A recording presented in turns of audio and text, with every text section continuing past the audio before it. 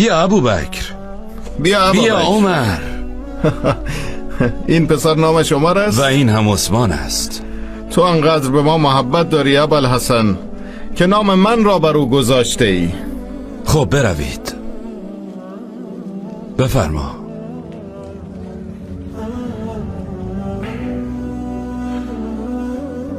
چه خبر دوست عزیزم؟ ابوالحسن، با ازدواج دخترم حفصه با رسول خدا با ایشان خویشاوند نسبی شدم و رابطه سببی نیز دارم و دوست دارم ارتباط فامیلی داشته باشم.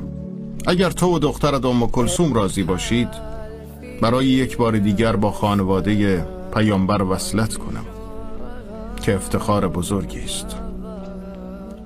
از او میپرسم، اگر راضی باشد من هم راضی هستم.